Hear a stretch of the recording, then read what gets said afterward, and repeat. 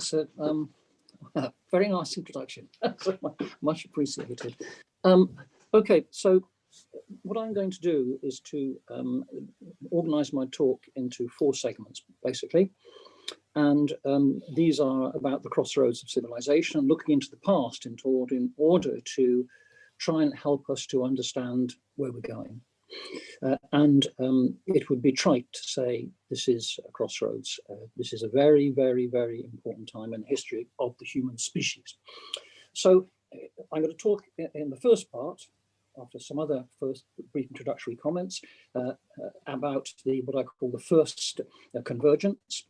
I'll talk moderately long about that. Then the second part of my talk will be about what I call the First Divergence, and then historically dividing in terms of time, and then the second divergence, which I'll say relatively little about. This is the era of industrialization in the West. And then I'll say much more at the end about the era that we're now living in, which people have called the second convergence. Whether that's accurate or not, people can decide, and we can discuss that when we come to the panel discussion. So that's the structure of my talk. The context has been accentuated by the pandemic, and I will say some words about the pandemic and what it says about East and West at the very conclusion of my lecture. But people have been talking more and more, beginning with discussions about species extinction, thinking about climate change, not quite the same thing, thinking about global inequality, which is, of course, a perennial topic. An issue that's less discussed but is extremely important and little understood is the power of industrial concentration in all its ambiguities, not well understood, and a fundamentally important aspect of the modern world we live in, of industrial concentration. The issue of financial regulation, of course, is on everybody's minds, and we're sitting now on the edge of a precipice. Who knows what will happen? And then, of course, an issue that very few people, and I certainly would include myself in this, was insufficiently aware of, was the question of pandemics and the global aspect of pandemics. So the question is how to deal with these challenges, which are truly Darwinian. They are challenges to the whole human species. How do we as a species face up to these challenges? It's a Darwinian, Freudian question, absolutely fundamental to think about who we are, not just who are we in Britain, who are we in Iran, who are we in Nigeria or China, who are we as a species? And so this is the truth. So it's never been more true that we are at a crossroads of the whole civilization. I could stop my talk there because this is the reality. So the question is how to deal with it. A lot of discussion has gone on about these questions. As you all know, everybody knows, Huntington's book with the title. I mean, I think titles actually, in many ways, matter more than content in this era of tweets and social media. And titles matter a lot. So the title of Huntington's book, The Clash of Civilizations, is so powerful. And it contributed itself to that very possibility of a clash. His other book, which is the penultimate book, which is less widely read, but I think an even more powerful title, particularly resonant in terms of the events of the last week, is Who Are We? In his case, he meant Who Are We in America? But it's a very, very, very powerful title to think about in this complex, disturbing age which we live in. And then, of course, there is the references to Thucydides, which very few people actually read. And I'm not sure many of those people who even frame their discussion in terms of the Peloponnesian War have really read Thucydides. It's worth reading, as I'm sure many of you have, but very few people who talk about this have really read it carefully. The messages are much different than those that most people imagine. So the person, of course, who's been most closely associated with this is Graham Allison, who was and some people say was the founder, well, we can debate that, of the Kennedy School, which has itself played a very important role in framing these questions in the modern world. The book book was Graham Allison's book on the clash of civilizations. Somebody just put a question up. Graham Allison, the former head of the Kennedy School. So these questions have been framed in a very powerful fashion. So what does it happen? What's going to happen? Well, the possibility for conflict is deep in the political economy of the West. About 20 years ago, Henry Kissinger gave what I would call the Henry Kissinger warning, which is, he said, there are many people in our administration in the United States of America who view China, and these words are so carefully chosen, as a morally flawed, inevitable adversary. And he said, be careful.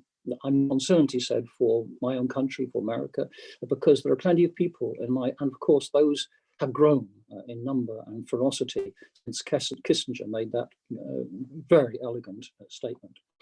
If we think about what's going on today across the West, but particularly in terms of our discussion here, in terms of the discussion in this country, United Kingdom, no outlet is more important, I think, in shaping the views of the elite in this country than the Financial Times. And of course, as we all know, the banner of the Financial Times editorial is of course the proud headline, without fear and without favour. Well, that's one way of describing it. I could think of others. And so the Financial Times, in a very powerful editorial about 2 years ago, big full-page editorial, said, how are we to face up with these challenges, these global challenges? And it concluded by asking a question. The troubling question, it said, for Western democracies is one of motives. Can China be trusted? Well, that's a very big, you could of course turn it on its head and said, can the West be trusted? Can America be trusted? Can Britain be trusted? Can France be trusted? Because these bluntly are regarded by most people in China as the nation of hypocrisy. But this is the question that the West insists applies much more to China than it applies to itself. And I won't go through all the hypocrisies of our own country and our own international relations. Most people, I'm sure, listening to this are fully aware of that hypocrisy. Perfidious Albion, indeed. And that's the universal view, I'm afraid, very deep in the hearts of people in China who observe the West, the reality. And the point is not just in China. It's the same for most people in India, most people across the developing world. So the question then is, if we try to build trust with China, which is what many people in the West say they're trying to do, Biden says he's trying to do it, but at the same time, he's trying to build this alliance across the West. And the Financial Times editorial goes on, one Cold War lesson is that the West is far stronger when it stands together. This was written 2 years ago, the FT editorial, but you can see where it's going. And we should, of course, bear in mind the FT is no longer British, it's owned by Nikkei companies. The grand strategy to contain communism projected a powerful alliance of Western democracies rooted in shared values. And this, of course, is exactly what is going to happen under Biden, much more effective than Trump, whose era still has to be understood, a very complicated era. Tough and engaged and tough, trying to, attack somebody from close quarters. Tough and engaged is what the world needs if it is to escape the dismal determinism of those who follow Thucydides. That is a very curious way to try to understand how to engage with China to solve common problems. And so we can ask a question, and I'll ask a series of questions during my talk, essentially rhetorical questions. And the first question I want to ask is, in a way, the most important one. And particularly as most of the people who are listening to this, I know, are very familiar with the history of the Soviet Union and the efforts at the regime change in the Soviet Union, which, if you like, was successful. How can the West, is my question, build trust and cooperation with China, which it now says it's trying to do, led by Biden, in order to solve common problems if it treats China as an enemy and is trying to overthrow the regime? It's very difficult to build trust under those circumstances. So that's the essential questions that underlie my talk. So as I've said, I will, in order to try to gain some insight into these questions, I will try to look deep into history and summarize. Of course, it's inevitably a superficial account, but try to summarize some of the key lessons that come out of what I think is a reasonable way to divide up history in the fashion that I have discussed, 4 major periods leading into this extraordinary era that we're now in. and the outcome of which nobody can predict. Nobody knows where it's going. Most unpredictable world that any of us has seen. So the first segment that I want to talk about is what I would call the phase of the first convergence. Convergence might be quite the right word to use, but I think it's a reasonable way to describe this era. And this era is itself divided into two segments. And if we think about the ancient world before, the world of 200 BC or thereabouts, backwards through the preceding couple of thousand years, but particularly the 1,000 years before then, from about, let's say, 1000 BC or a little bit before, through BC. This period in the East and the West had some remarkable similarities as the way in which it changed in this second part of this era. So the first part of the era was in China, characterized by conflict between proto-states. Coinages was developed in East and West at about the same time, 7th or 8th century BC. There's still debate, but before coinage, there was plenty of money. There was plenty of concept of debt and credit. You don't need a coin in order to have a financial system. So in China, as I shall make reference to in a second, there was a money economy, there was commerce, and there was warfare. Now, in this extraordinary era arose deep philosophical investigation in China, and of course, remarkably parallel in the West. China, of course, everybody is familiar with its principal philosophical foundations in Confucius, in Mencius, and you could also add Lao Tzu. We can discuss, if people are interested, the relationship between them, which is extremely interesting, but not relevant to this discussion. The core question is, these remain at the foundation of Chinese political philosophy, and indeed deep in Chinese culture, right the way through to the present day.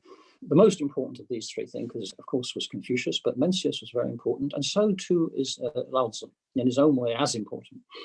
So Confucius was the core of the system, and if anybody, by the way, parenthetically, if anybody listening really wants to understand China, I commend somebody who was at the School of Oriental African Studies, SOAS, when I studied there in the early 70s, a man called D.C. Lau, and his introductions to the Penguin editions of Mencius, Confucius, and Lao Tzu are just fantastic. I think they're masterpieces of erudition and insight.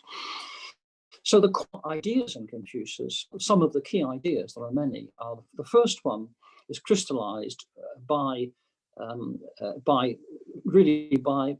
four characters and just four words, which is in Chinese Tian Xiao Wei Gong, all under heaven. Well, there's been tremendous debate as to how to translate it, but these are four characters from, not actually from the Analects, but from a separate writing by Confucius.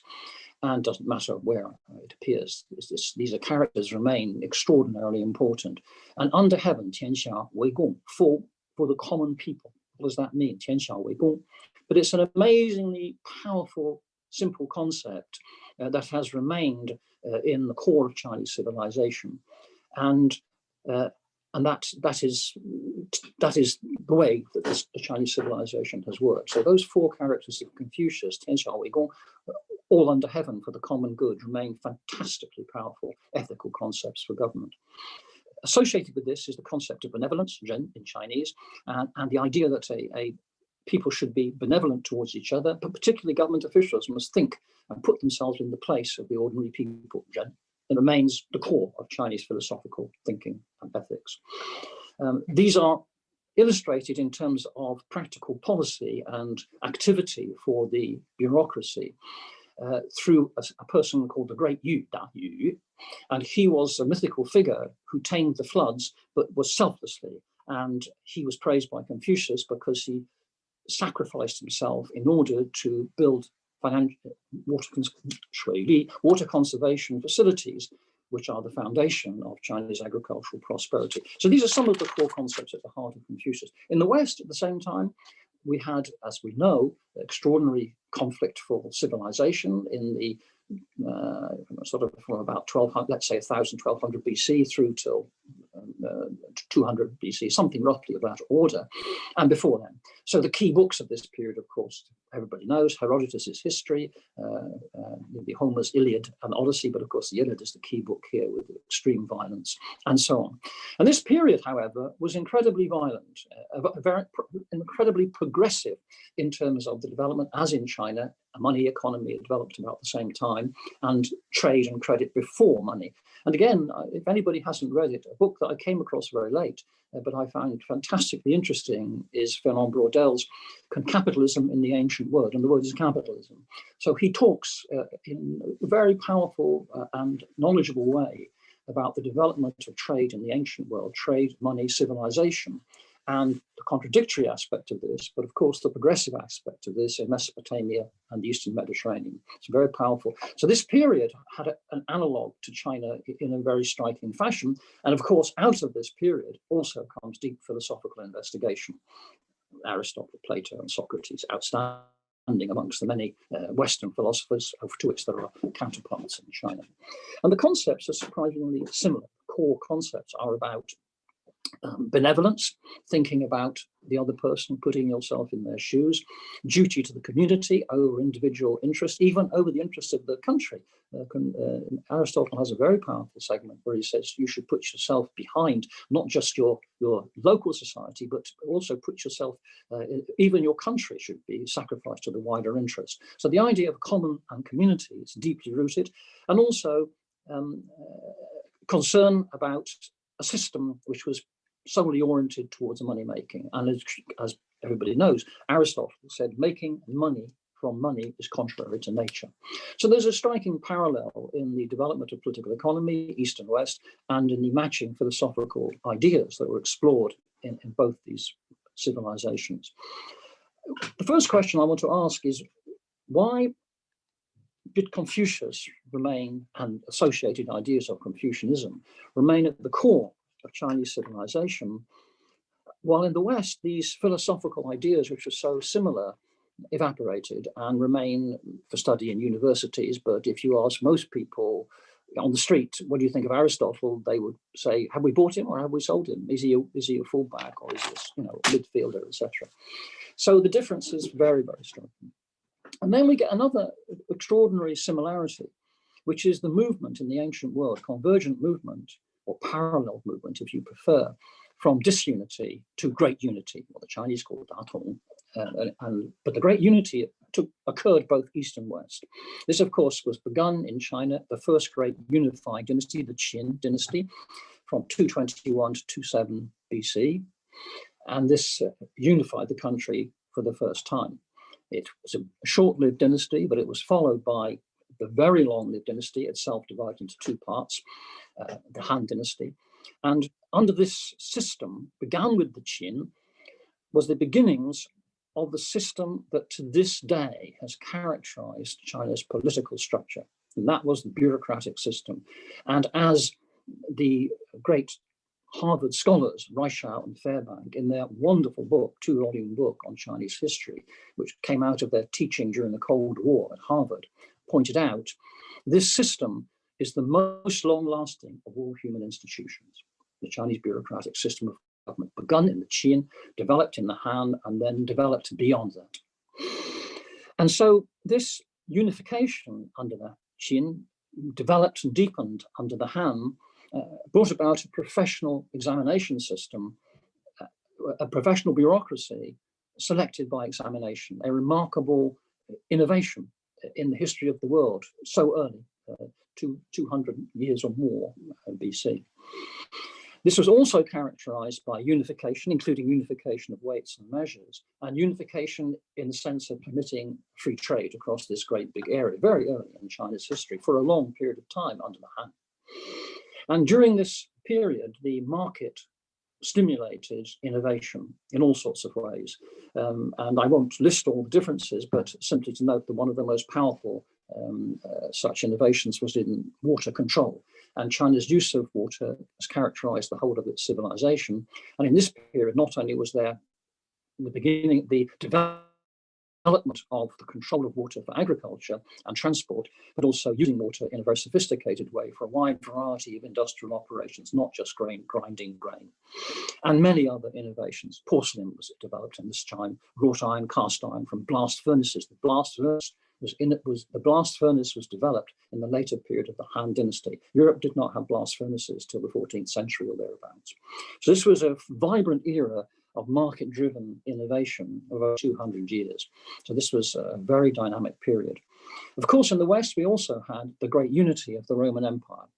And this was the era that European Middle Ages look back upon, and indeed in the Enlightenment. And we should remember that Gibbon was writing in the Enlightenment. He didn't see around him in the 18th century a calm and harmonious society. He saw around him in the 18th century still a highly conflictful culture, political culture in Europe. And he looked back to the Roman Empire, particularly in the 100 years from the end of the first to the end of the second century AD, as a period in which there was unique unity and prosperity and progress in Europe. This was the era of, if you like, under Roman rule, of a free trade, of a system of peace and unity across the length and breadth of Europe for a relatively brief period of time. But this is the period that Gibbons looks back upon with great interest and admiration compared to the age in which he lived, which we call the Enlightenment, but as I shall come to later, was in fact an incredibly violent age. And so under this unification, great progress took place, including public works and development building of war, roads, and of course all those famous things that the Roman Empire is justifiably known for. Tremendous quantitative progress, but the progress in innovation in the view of most people who seriously studied this period, was handicapped by the fact this was a slave-owning society, massive slave culture, just as ancient Greece was. And so if we take, for example, water mills, there is minimal evidence that water mills were used for anything other than grinding corn, whereas in China, there was a vibrant use of water mills for all kinds of industrial purposes. So then we come to the second question, which is the following. Why was China unified? This is what we might call the Montesquieu question. Montesquieu raised this question in The Spirit of the Laws, in the classic Enlightenment text, which many of you will be familiar with. And in The Spirit of the Laws, he says, why? And this is the question. Why is it that China has remained unified for most of its history, and Europe has been disunified for most of its history? Of course, Montesquieu was writing in the 18th century, but we can certainly ask that question today about Europe. Where is it going? And its history has been anything but unified for almost the whole of its existence. So then we come to the second period, which is the First Divergence. And this roughly is from the fall of the Roman Empire. It's a very long period through till, you can almost say 1800. 1800 was the year in which Boulton and Watt's advanced steam engine, the patent expired, and it was generalized. And that was a very important year in the history of the world. Of course, the Industrial Revolution didn't happen in a year, but things accelerated at the end of the 18th century, and it took off after that point, as we know. So up until that point, we have this very long period of what I would call the First Divergence.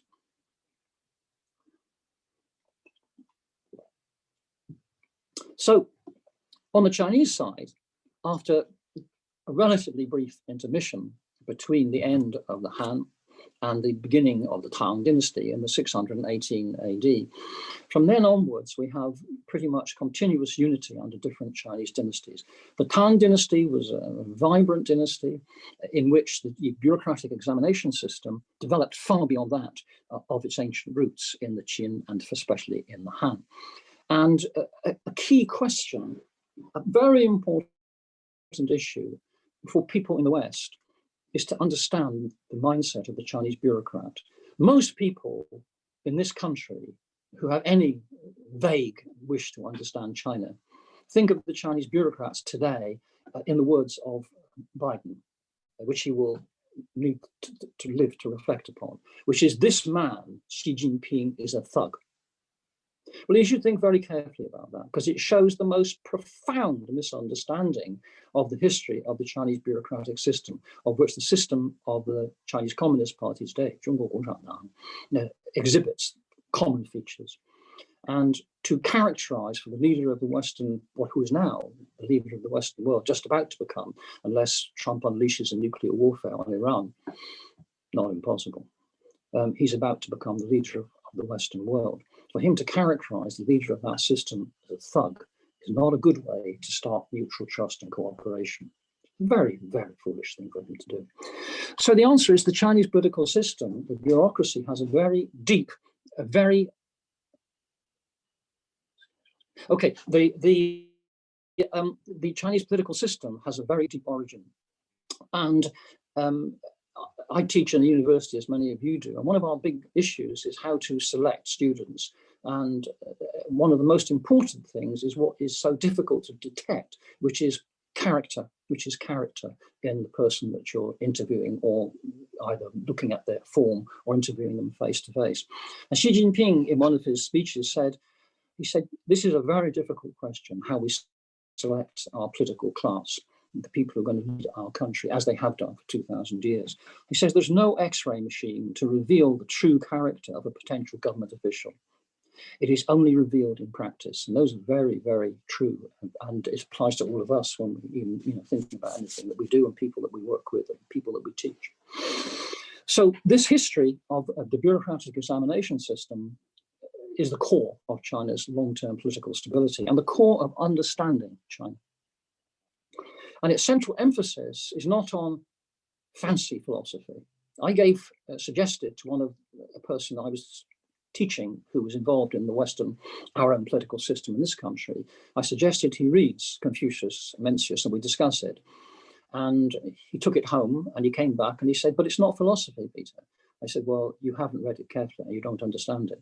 So what is the core of this philosophy is not abstract theoretical philosophy, which is fun if you want to do it, but philosophy to educate people to do useful, pragmatic, practical, non-ideological things. And that is the core, the practical orientation of the Chinese bureaucratic system, and what the exam system tries to test in China from the ancient world, beginning tentatively with the Qin and going right the way through Chinese history through to the present day. At the core of it is the concept of the ethical official. Nobody matches up to the ideals. But if you say to any Chinese person, anywhere in the world, and you start with a phrase which begins, 天下, I've just lost my notes here. If you say to any Chinese person in the world, 天下之乐而乐, 天下之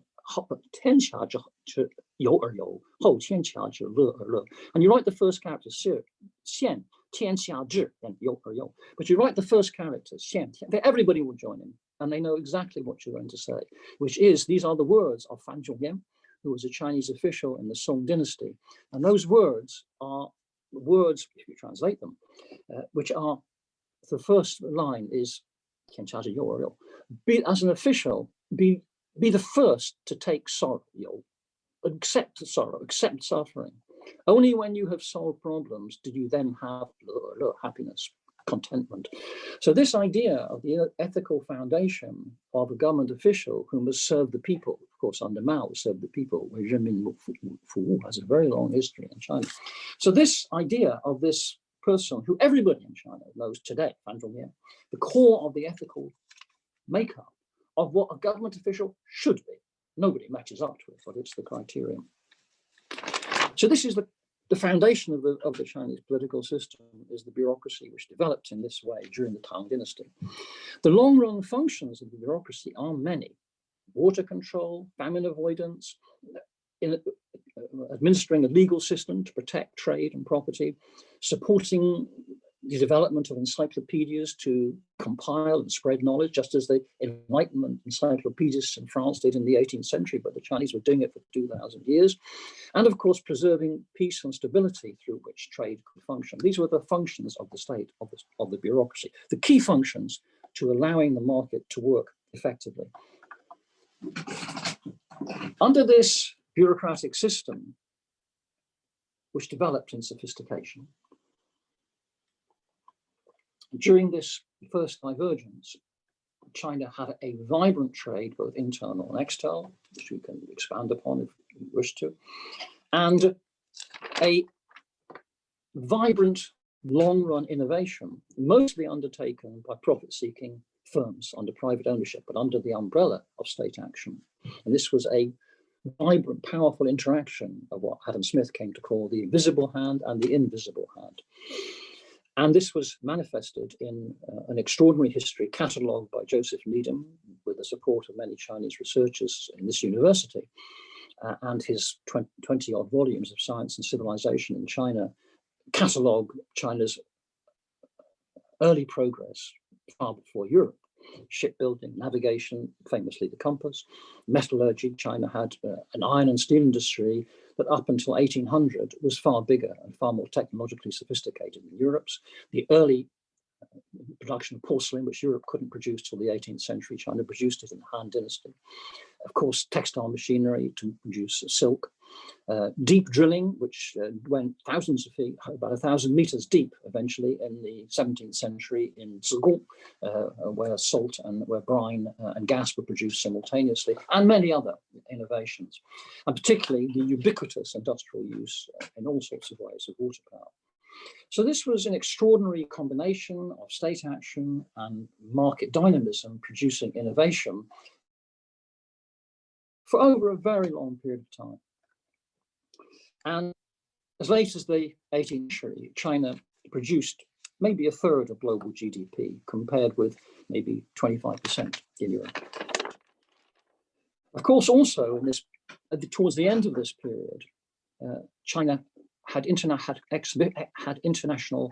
explorations in the 15th century.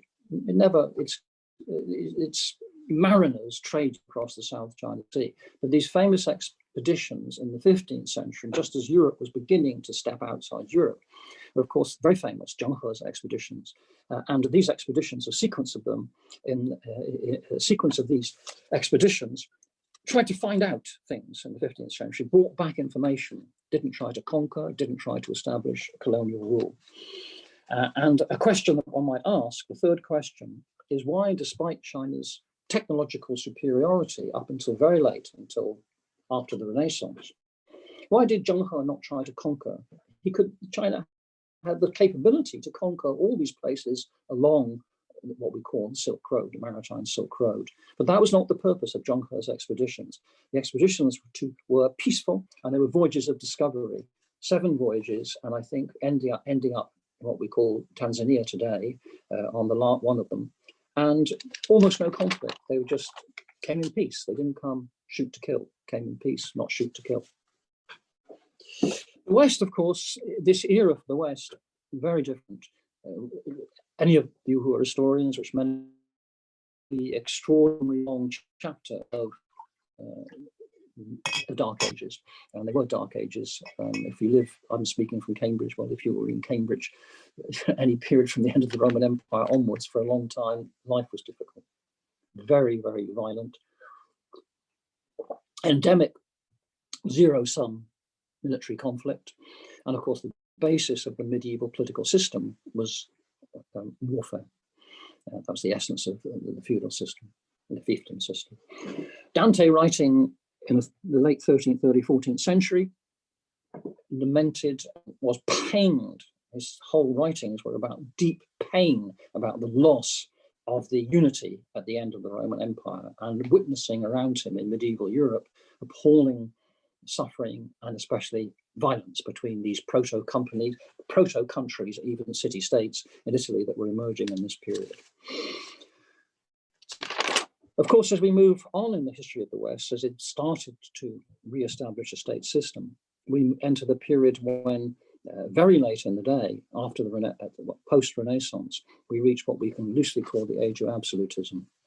And in this period, Chinese innovations, iron and steel, steel making, the compass, printing and paper, these, and of course the manufacture through iron and steel of tubular metal weapons and gunpowder, which China produced but didn't use in order to conquer the world, produced in the Song dynasty in the 11th or 12th century. But once these made their way to Europe along the Silk Road, they became the instruments for fantastic military conflict during the Age of Absolutism. And of course, the most conflict of them all was arguably Sweden, which had these extraordinary deposits of iron and steel. And of course, these great Baltic Wars were an extraordinary episode of astounding violence in European history. And this era, the era of absolutism, was driven. Perry Anderson has written about it very eloquently in the lineages of the absolutist state. He makes it crystal clear this was the era of incredible military violence. But what he doesn't emphasize is these technologies came from China, were matured and developed in conflict within Europe. And out of that came this extraordinary military explosion and the capability of European states to then conquer other parts of the world in the first great era of extreme violence and racism of colonialism, which people are now beginning to reflect on a little bit more. In terms of innovation and technical progress, we can say that during the Dark Ages, there was huge technological retrogression in Europe, and the technological gap within China widened enormously up until maybe 12th, 13th century. And the gap was very, very wide and gradually began to be narrowed as Europe absorbed particularly Chinese technologies, things like paper and printing, very important in European advances in innovation and knowledge spreading, and also stimulated by the beneficial effects of overseas conquests of colonialism. And so we can say that Europe began to catch up with China, and maybe by 1700, European technologies may have caught up with China, but didn't overtake China until the end of the 18th century. So now the fourth question we can ask is, why did Britain, not Europe, why did Britain, not China, have an industrial revolution? The period of the second divergence begins pretty precisely, as I've suggested, around about 1800, with the development of the steam engine in Britain. And I will pass over this period very briefly because people are extremely familiar with the way in which industrialization happened in the West. A little bit less familiar with China, but most people, broadly speaking, know that the industrialization of the West after 1800 was synchronous with disintegration in China. We can discuss the degree to which they were logically connected. It's a long, complicated, and not such an obvious story, but the simultaneity is very, very, very striking. And as you all know, Christopher Hill wrote this extraordinary book, When the World Turned Upside Down. And for China, the world was turned upside down. The transformation of China's place in the world, its self-regard, was smashed to pieces in this era, just smashed to pieces. The only point that I want to dwell upon in this era is 1921. So 1921, we're now in 2021.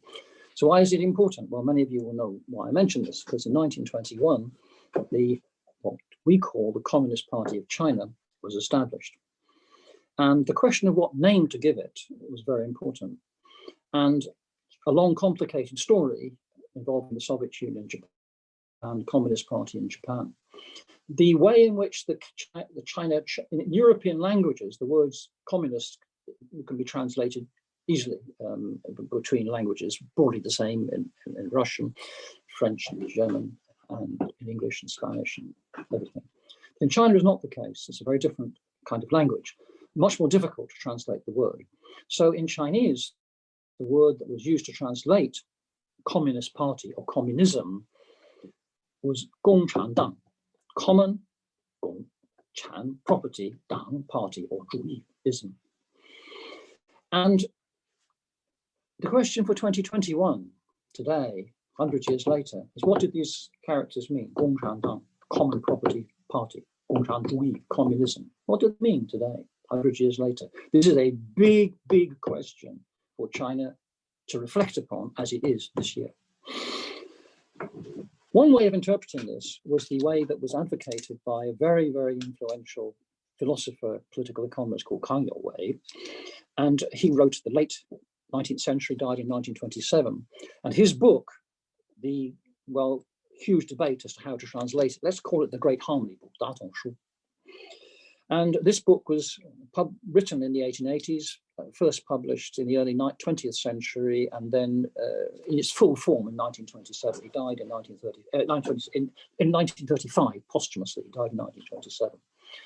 So the 大同书 argues for, not from a Marxist point of view, but from the point of view of an interpretation derived from Chinese history and philosophy. It argues for common property, bringing up children in common, no pursuit of profit, a highly centralized, egalitarian, common ownership system. And this was one way of interpreting Tianxia Wei Gong, all under heaven for the common good. Mao Zedong, Chairman Mao, read and absorbed and thought this was a highly desirable form of political organization and economic organization. Of course, many people disagreed. But from 1956 through to 1976, that is essentially the system was put into practice. And of course, by 1976, China had become a country of fantastic poverty. National pride had been achieved. Industrial progress of some sort had been achieved, but the country was isolated from the world, a very small share of the global economy, minimal trade, and huge poverty. So that was the consequence of Kang Yaowei's interpretation of Confucius's all under heaven for the common good, Tianxia Wei Gong.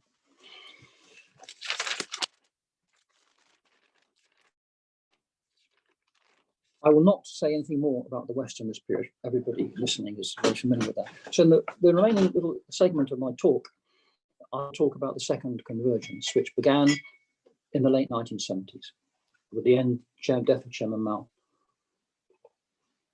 and the era that we call reform and opening up, now more than 40 years from 1978. And I'll just identify some highlights of this because time is limited and we want to have a discussion. So in terms of politics, the most important by far aspect of the politics of this era is extremely simple, which is the thing called共产党, the Communist Party. Where is it going to go away? A large body of people in the West wished it to go away. A large body of people in the West believes it will go away. A large body of people in the West today, amongst the literati, Guardian readers, hopes it will go away. But it's not going to. And this is the root of a very great complexity in international relations. And to understand what the Communist Party is, 中国共产党, to understand the conception of communism, 共产主义, in China today, based on its history, is fundamental to engaging, understanding, and trusting China. But I see evidence that almost no one in the political class in the Western world has the slightest conception of that. How can you trust something that you have no understanding of? China has a far deeper understanding of our own culture, our own politics, than anybody in the political class that makes decisions in the West has. And that is evidenced by the fact that somebody like Biden, who is now the leader of the Western world, can call the Chinese leader a thug. But our own political class, left and right, use the same language. Doesn't matter whether it's Labour Party or the same language is used across the board. So the question of the Communist Party of China is a very, very deep question. On the economic front, as most people know, the Chinese Communist leadership began a process of incremental reform, which the Chinese characterize as groping for stones to cross the river, just as the Soviet Union began in 1985 and 1986. And I won't go through the details of this, except to say, that was the question is, where's the other bank? Where are you going to? We've left an administratively, not really planned, centrally administered economy, because it wasn't really a planned economy in the Soviet Union or China, to grope our way across the river, groping from stone to stone. And where will we end up? We know what we've left. Where we end up with is another matter. And so, to symbolize our discussion, I again will just simply ask a question. What would China have looked like in this era if the Communist Party had gone away? If it disappeared in 1989 or before then, or disappeared since then? What would China have looked like and what would the world have looked like? Then we come to the question of what the state has done in China in terms of industrial policy. And the second question is, as everybody knows, the state remains very important in the Chinese economy, far less important in terms of direct ownership than most people in the West imagine. But it remains very important, both in the industrial system, at the core of the manufacturing system, and especially in the financial system. But that's not inconsistent with a vibrant non-state economy. There are roughly 100 million small and micro level enterprises in China. They're not run by the state. They're run by individuals, and a huge number of medium-sized, and amongst the large ones, some very important non-state enterprises like Tencent, Alibaba, and Haier, and Huawei. But China does have an industrial policy. It still has a state which controls the core of the commanding heights, and in terms of fraction of GDP, very small, but in terms of innovation, very important and extremely important at the core of the financial system. And the relationship of the financial sector and the non-financial sector remains a central question in China's development path. So the question here is, what would China and the world economy look like without state-led industrial policy in China? I won't go through any more of the details of China's revival because time is short, but the key points everybody is aware of. But one point that people tend to forget, particularly in this country, we always say, don't talk about the war, Fawlty Towers. But one of the things nobody wants to talk about in this country is the contrast between 1.4 billion people in China, 1.4 billion people in India. The contrast in terms of achievements of lifting people out of poverty is now taken as some sort of, oh, it's just lifted out of poverty. Yes, now on to the brutal dictatorship and the thugs. Lifting people out of poverty in China and continuing to do so is an incredible achievement. And if you compare in these key indicators of human rights, China and India, the contrast is fantastic. And the rest of the developing world knows it, but that's just one small point to note in passing. China still faces huge development challenges. I won't go into them. They're self-evident, and I'm happy to talk about them in discussion. The final part of this fourth segment is to consider the West and the very, very, very, you can't add capital letters, right? It trumps that. Very, very, very complicated time in the West of history. It certainly is. We thought it was all over, as they said in the World Cup final, but it is over now. It's very complicated. So the Soviet Union was the great victory for Western regime change. And the West certainly played a disputed but undoubted role in that process. So the West, if you like, won the first Cold War with the collapse of the Soviet Union. Western firms are still very powerful. They dominate global innovation still to this day. We can talk more about that. The West still dominates global institutions. Most of these people are familiar with, for the IMF and the World Bank, but less familiar institutions are still dominated by the West. The Financial Stability Board, which is very important, each successive head of the Financial Stability Board established during the global financial crisis has been ours, nice white people from the West, Americans, Europeans, and nobody else is allowed in. But it contains Chinese and Indians, other countries. It contains a large body of countries, but it's still dominant. But all so key institutions, including, of course, the IMF, including the permanent members of the Security Council, which is an astonishing reality still today. But we are in a very complicated point in the evolution of our political economy.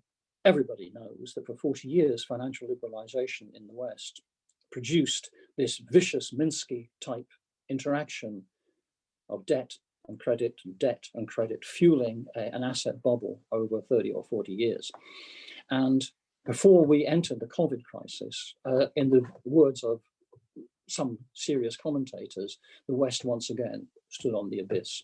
Well, now into 2021, we really stand on the abyss, because the way in which this crisis has been resolved in its core is no different from the other crisis. It's the central banks pushing down the real rate of interest, buying bonds in order to stimulate asset prices. Cui bono?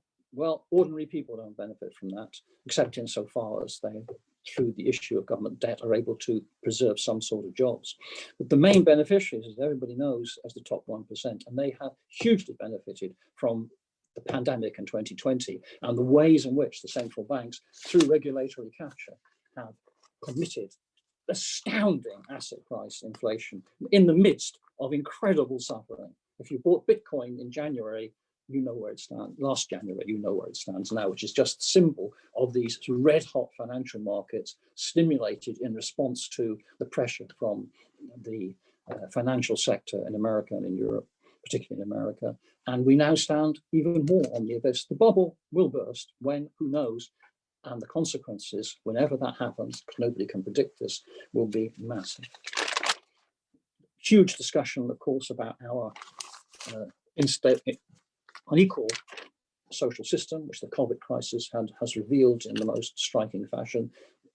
The precariat has now become commonplace in talking about the nature of work, and we could discuss that more. But the reality is, underlying our economic system, our financial system, our social structure are huge tensions which have been brought to the surface in an even more dramatic fashion by the COVID pandemic. And then we come to the very simple questions of economic power, which are not irrelevant to the distribution of global production. And while the West still dominates key aspects of global innovation, international business system, international institutions still hugely important, nevertheless, outside the West, development is proceeding much more rapidly over the course of the last 40 years.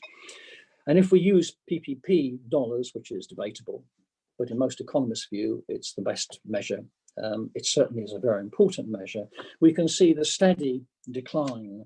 So in PPP dollars of what we can talk about as Theresa May talked about as the eclipse of the West. She said we're not having an eclipse of the West, but of course most of the people in the political class believe, with good reason, that the West's relative power is declining in very significant ways. The relationship with business is a much more complicated question.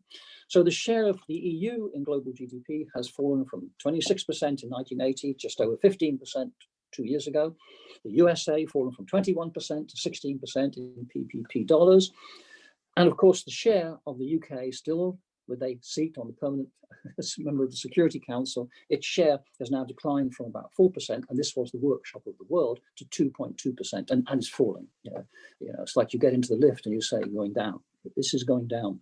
China's share has increased from just over 2% in 1980 to over 19% today, 19%, and its direction of movement is clear.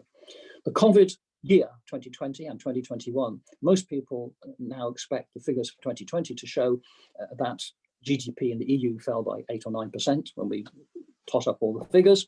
The USA fell by about 6% last year, and the UK by more than 11%. China will have significant positive growth, maybe 2% or more. So the trends of the previous 30 to 40 years have been accelerated. And this is a very deep background to international relations. So this is a crossroads of civilization. How do we interact? So let me bring things to a conclusion. And if we look at, very finally, to the prospects for the interaction between the West and China, China and the West, we can, the following figures are very interesting. So if you look at the deaths per 100,000 people, the latest statistics that we have, in the UK, so far, COVID deaths, 120 per 100,000. It's yesterday's figures. The USA, 113. Spain, 111. France, 101. Figures for China, less than one per 100,000. Vietnam, negligible. And don't forget Vietnam, I'll come to that in a second. Japan, under 3, rising a bit. Taiwan, almost 0. And so China, Korea, Vietnam, Japan, Taiwan, negligible deaths from COVID. There, of course, are many reasons, but one of the most important reasons is that these group of countries, all of which have their origins in Chinese civilization. Vietnam used Chinese language up until the French occupied Vietnam. The Vietnamese, who hate China, had dreadful conflict with China, used the Chinese, were part of China for 1,000 years, and continued Chinese traditions in its bureaucracy. And still, these are deep-rooted in the Communist Party in Vietnam today. So if we think about where the world is going to go, the hopes of many people in the West, and I'm sure Joe Biden, is that their friends in Korea, where American troops are stationed, their friends in Taiwan, where huge American troops are stationed, their friends in Japan, where American troops, and of course planes and materiel of war in all these countries are located. They believe that these countries, these little yellow people, because the racism is very deep, will be friends with America, with Europe, with Britain. They think that when our gunboats steam into the South China Sea, the people of Vietnam will join in attacking China, and so does Japan, and so will Korea, and so is Taiwan. But think again. The deep cultural roots are very, very deep, including the origin in the Chinese language. It's not about colonialism. The relationship between China and these countries was mutually beneficial, the so-called tribute system. China didn't conquer them. China interacted with them, and they respected China and Chinese culture. And there was still deep-rooted in those civilizations, tremendous respect for Chinese culture, from which their cultures came. A little bit more complicated as we come into Southeast Asia. So the final questions, sorry, I forgot a question. The final question is the following, which is, what does the pandemic mean for civilizations in the East and West? And these are both parts of the human species, but they are, if you like, subspecies. And I regularly receive abusive email from people in this delightful age accusing me of supporting the subspecies, the subhuman species of the Chinese. So I get a consistent series of quite revolting emails from people who have strange names, batshit they call me, and all these sorts of things. It's a very pleasant age that we live in, and social media has unleashed all kinds of demons, not least that we could see in America last week. So the human species has some subspecies, if you want to call it that. They're not subordinate species or inferior species, but the relationship between different segments is a deep question. So in the West, the tide is going out, and the tide may go out a lot further and a lot faster. And the Chinese saying, very old saying, is when the tide goes out, the rocks appear shui or shu chu. And the pandemic has revealed colossal rocks within the West's polity, economy, and culture. And the rocks, unfortunately, may get bigger, very much deeper. It may be like the high tides in Britain, and low tides, which have massive falls of tide. So the rocks may be very, very, very deep indeed. They're already deep, and they may get a little deeper because of the economic consequences, financial consequences of the pandemic. We're at a very delicate point in our history. And when the Minister of Health regularly appears crying on television, you know something very deep is going on in our culture. This is a huge acceleration of what we've seen over the previous 40 years. But in the East, the pandemic has revealed the enormous strength of China's political system and its culture and its society. And this is shared and it's revealed the common roots of China in many important respects with the rest of East Asia. So the final question is, will the pandemic reinforce the West's collective aggression towards China, which is regards as the enemy? Or will it stimulate the search for collective action, learning from and interacting with China, bearing in mind where it's come from, where it's going to go, and help to solve common problems, of which pandemic is the most immediate, but there are many other problems behind this. So this is a gargantuan question of Freudian, Darwinian importance. And also, if you want an optimistic view, you read Kropotkin. I must say, one of the most inspiring books ever written. And books like Kropotkin, but of course the core of Darwin is very positive. It's about collective action and working together to solve common problems. The species win out, which work together. And of course, Freud said we have a death instinct and a life instinct, to cooperate, to love, or to kill each other. But they're in contention. And so these elements have never been in such dramatic contention. And the East and the West stand poised at this extraordinary, delicate point. And so who could predict? Who could predict where things will go? Okay. Thank you very much, Peter.